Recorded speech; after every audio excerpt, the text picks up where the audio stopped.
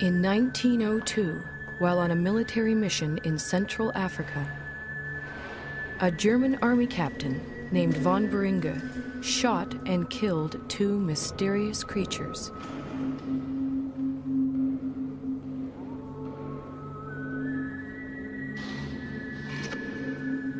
He then sent the skull and bones of one of them back home to Germany.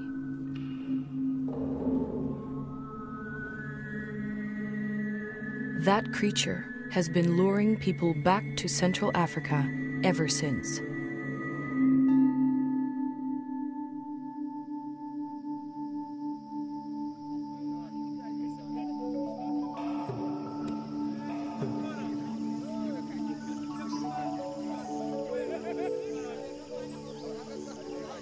In 1921, American naturalist Carl Akeley made his way to the gorilla's ancestral home.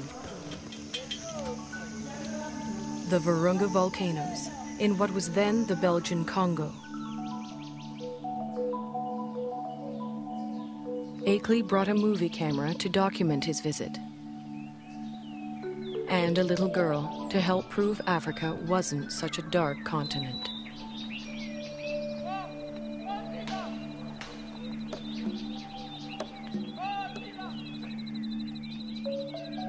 But there was much more to Akeley's expedition.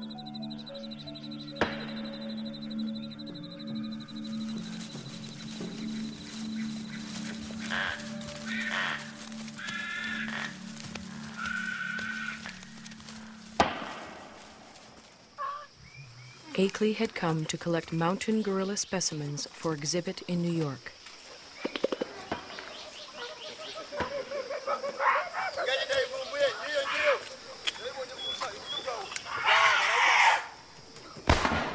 But each time the men stared into the eyes of a dead mountain gorilla, they saw a man-like creature staring back at them.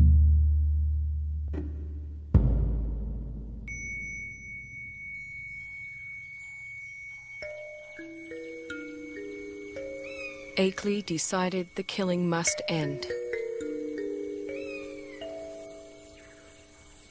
He urged Belgium's King Albert to make a permanent sanctuary of the gorilla's home.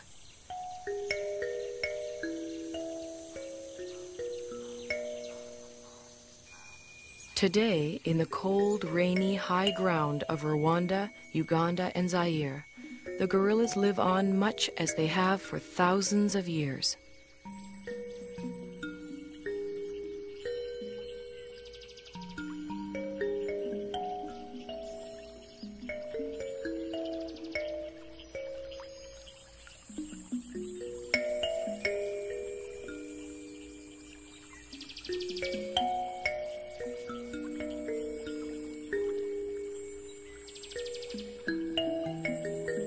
Only now their mountain home is tiny and isolated, pressed in on all sides by people and farmland.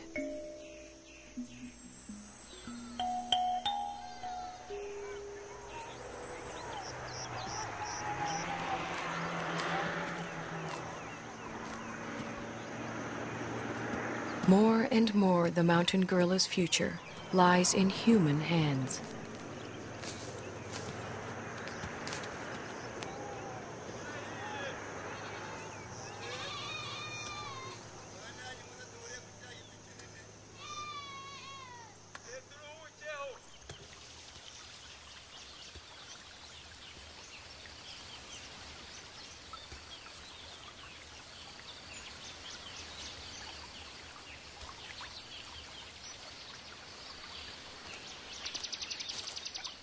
American field biologist George Schaller was the first person to study mountain gorilla behavior.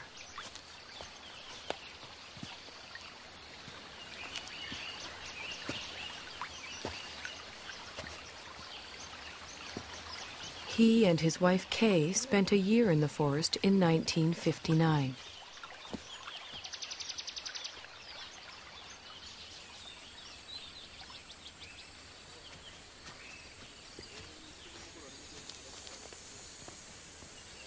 A number of other scientists have followed, among them current director of the Karasoke Research Center, Diane Doran.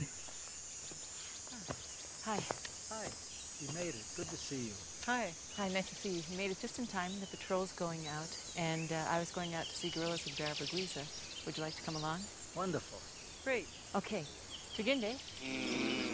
Kendaguiza.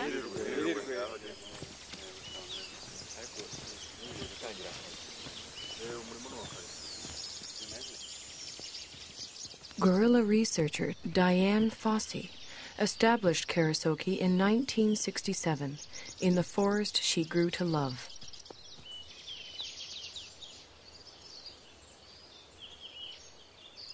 For Schaller, too, the forest became an enchanted place.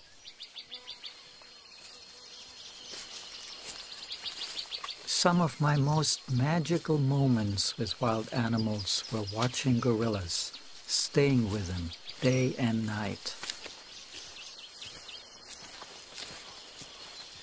I used to do all my own gorilla tracking. You walk along slowly, you see the broken vegetation, you smell the animals. There's the musty, somewhat sweet odor of gorillas in the air.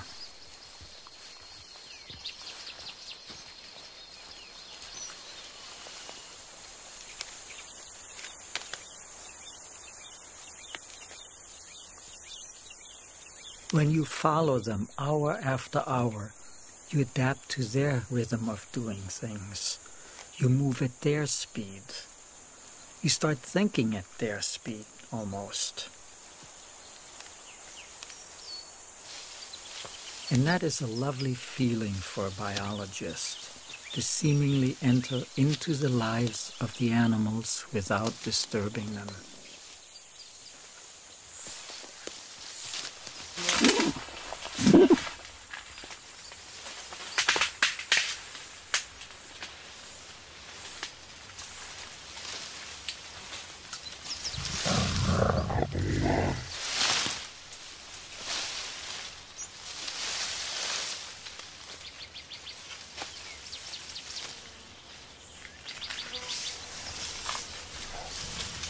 When approaching the animals, scientists try not to be too quiet.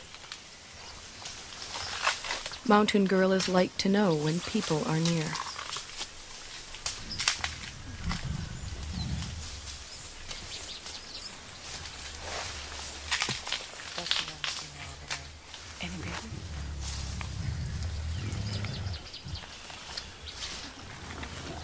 The mountain gorilla's day is spent feeding and resting. Feeding and resting, and feeding some more.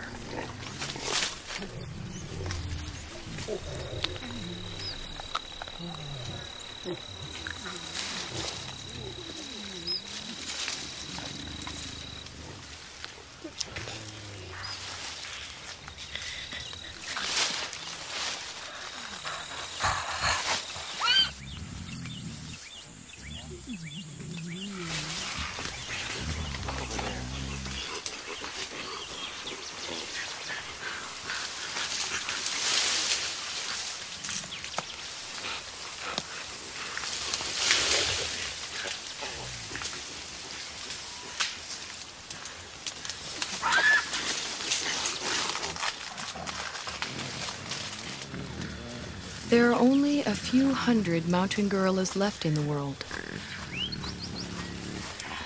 Most live as part of a family. The father and protector of this family is the male silverback, Umagumi. He acts as a magnet for the group. The females gather around him. Their infants and offspring gather around them.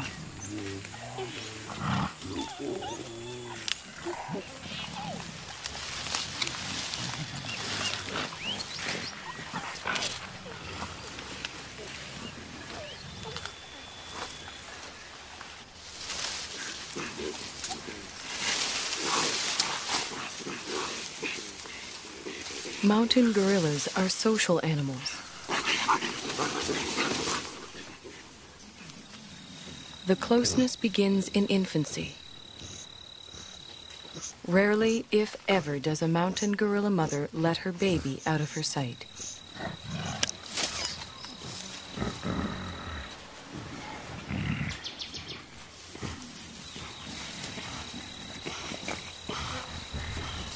The baby, for his part, likes nothing better than to make contact with the other members of the group.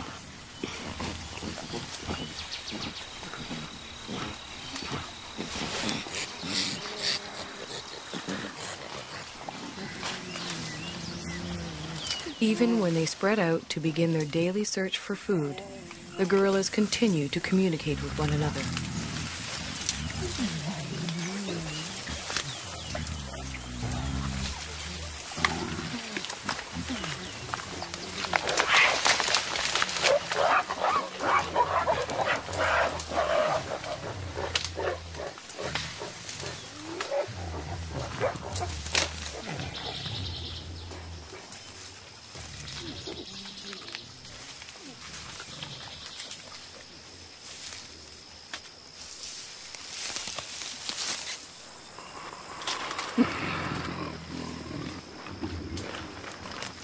While the adults devote most of their waking hours to foraging for food, the youngsters devote most of theirs to play.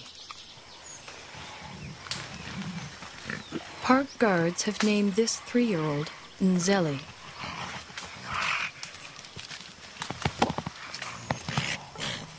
They call his friend Imvura.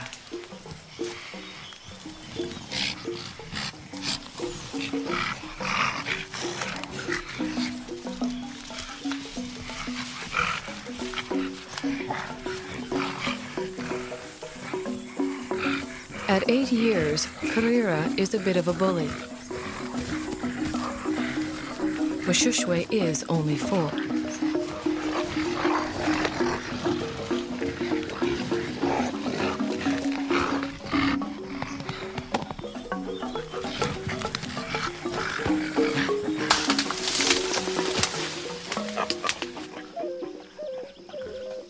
The games they play help the youngsters determine their status in the group.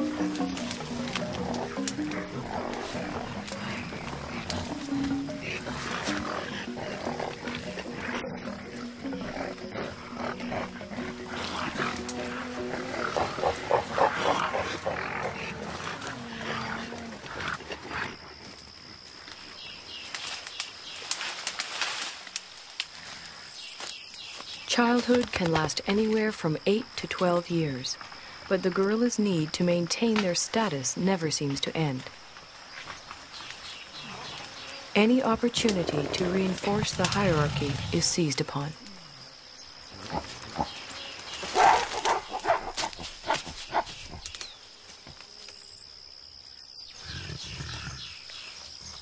Then comes young adulthood.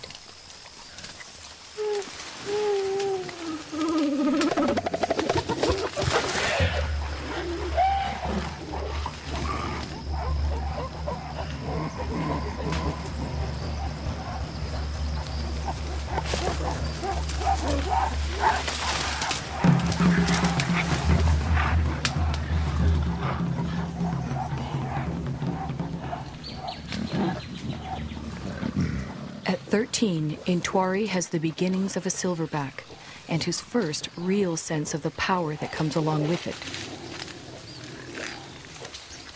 He also has a dedicated young male follower.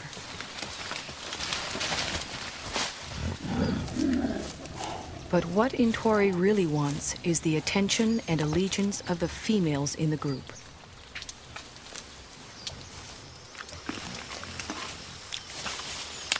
Umugumi doesn't seem too threatened by Intwari's advances towards the females. Well over 400 pounds, the dominant male silverback could easily discipline the younger one, or throw him out of the group altogether. For now, Umugumi seems content to focus on the local vegetation, of which he eats some 50 pounds a day.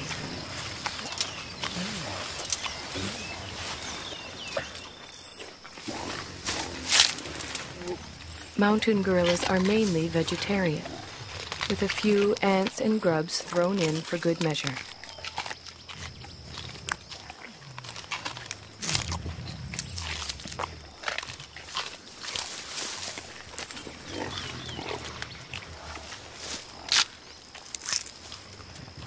Their staple diet includes a bitter, stinging mixture of thistles, nettles, goosegrass, bamboo, and wild celery.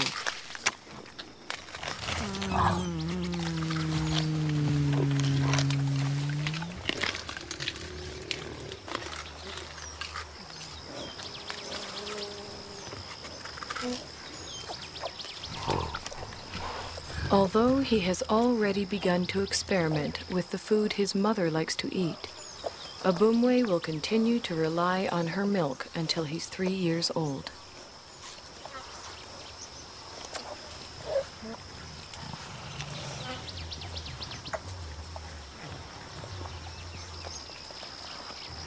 By the time he's 4, Abumwe will be strong enough to forage on his own.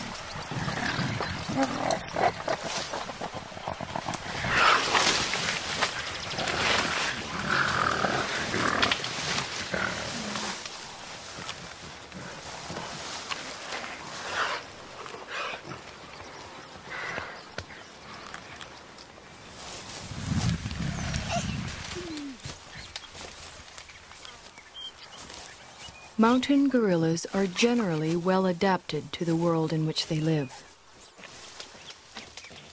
But however idyllic their home may appear, for the youngsters in the group, the mountains hold many perils.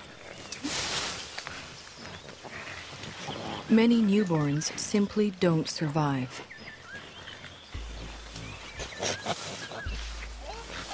Mbele gave birth 2 days ago. It will be several months before she can even let go of her baby, much less let him out of her sight.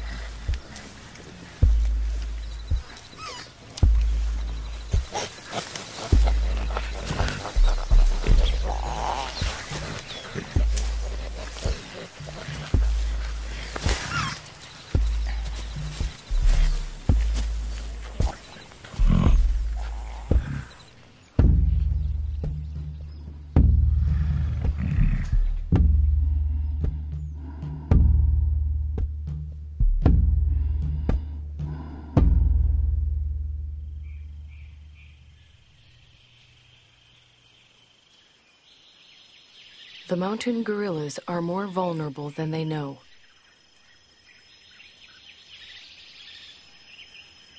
Their ancestral home is much smaller than it once was.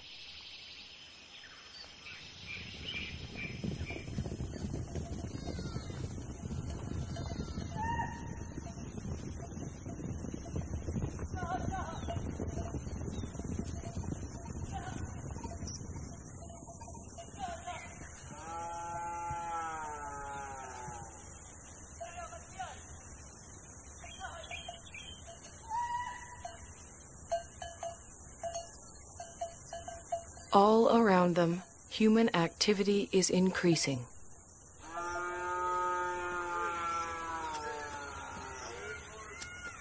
Yet the mountain gorillas continue to live and move in ways familiar to them for generations.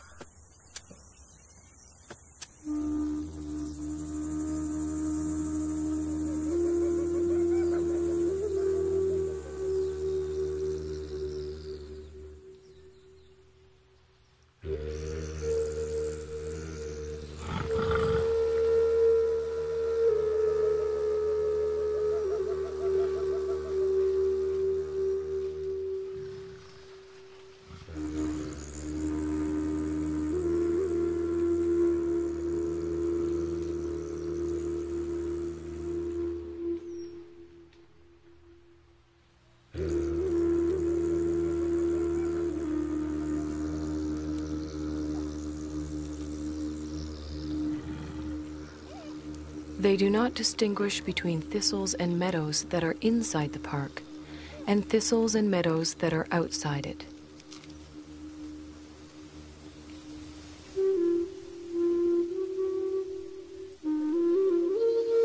They simply go where their never-ending search for food takes them. Only now they find others there.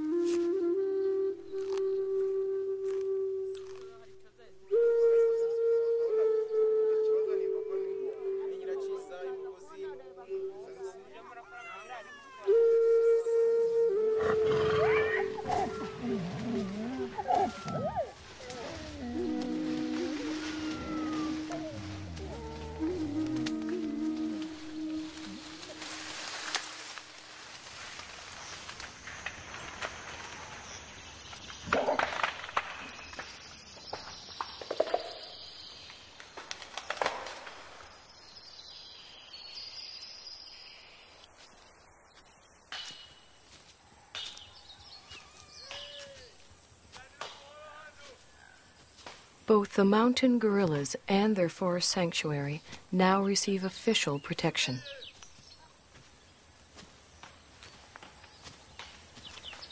Park guards and anti-poaching patrols go to the forest every day.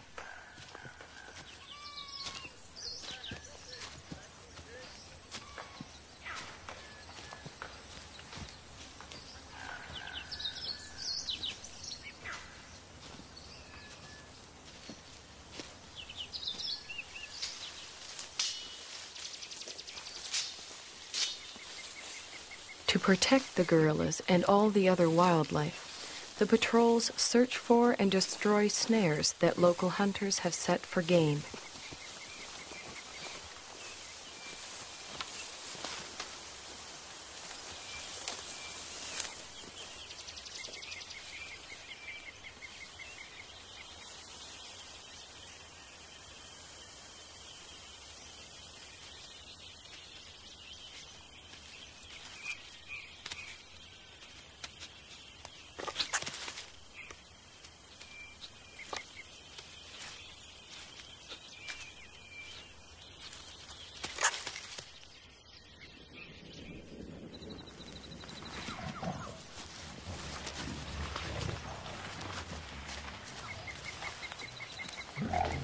The guards search the forest, checking on the gorilla's whereabouts and welfare.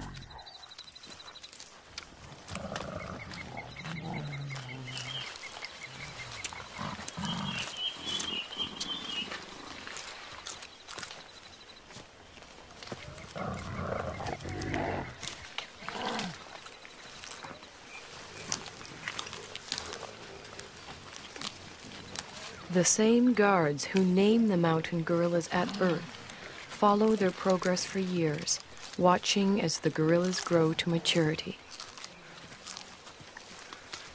Over time, a close relationship develops, a bond between the animals and the men.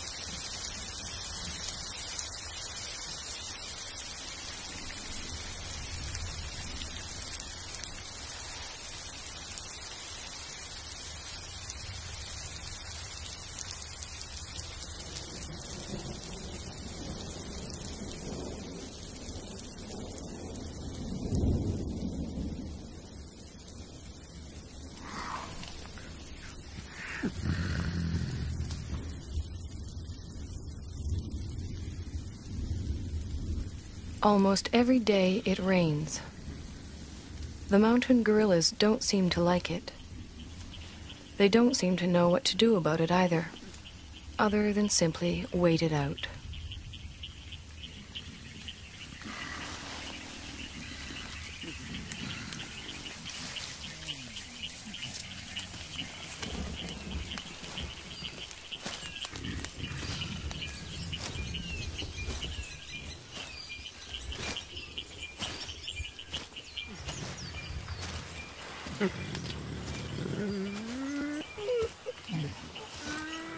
At least the rain provides them with a rich supply of food.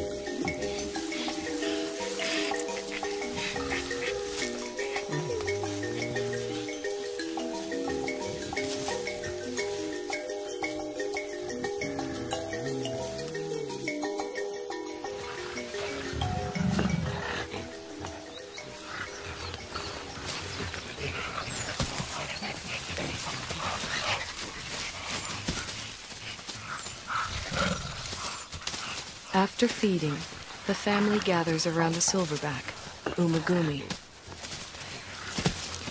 While the adults rest, the youngsters play.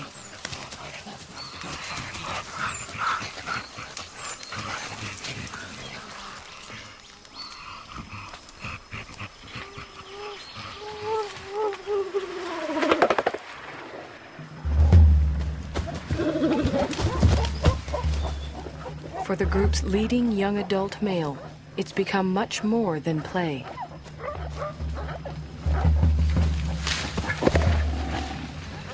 Left unchecked, Intwari's newfound strength could eventually tear the group apart.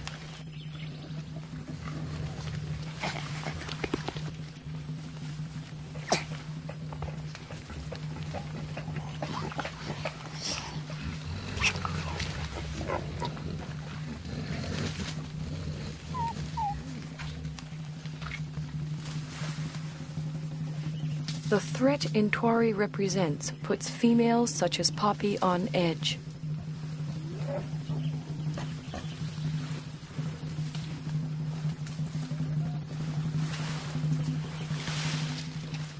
Determined to get some kind of reaction from the others, Intwari bites into an inedible plant and contemplates his next move.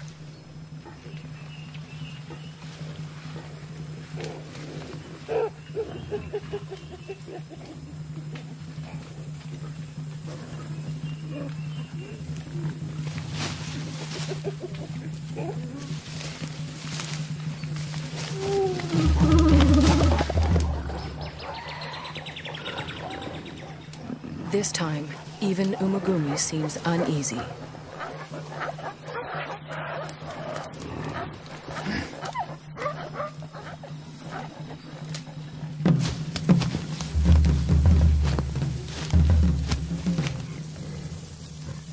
Intwari is presenting himself as their new leader, but the females don't see it that way.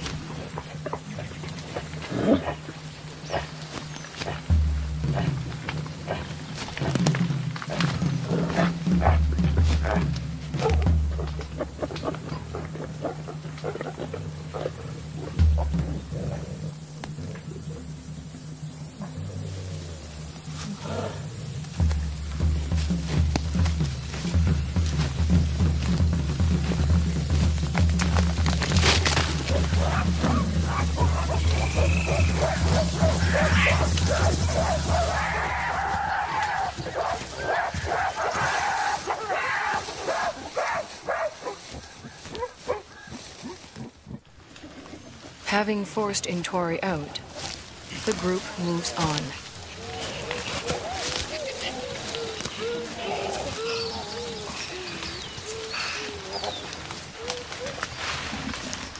Before she joins them, Poppy, still vibrating with excess energy, vents it on the first young male she can find.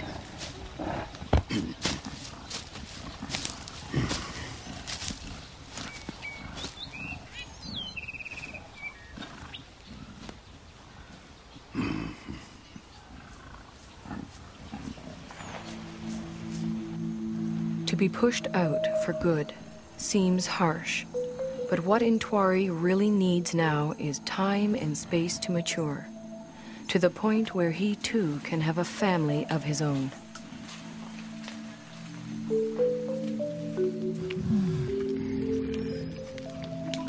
The next few years are critical for Intwari.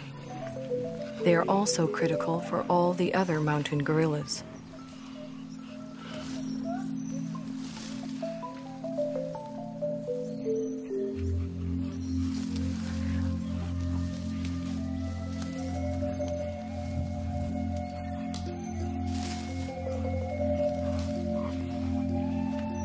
Whether the outside world will allow Intwari and the others the time and space they need is an open question.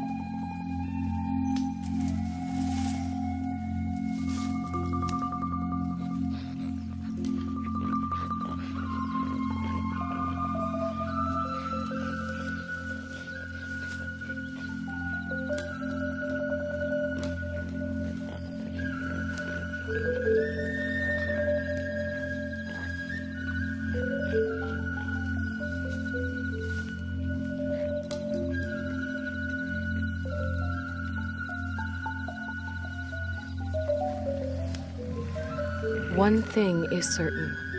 If the mountain gorillas are to survive, we will have to protect them and their forest home forever.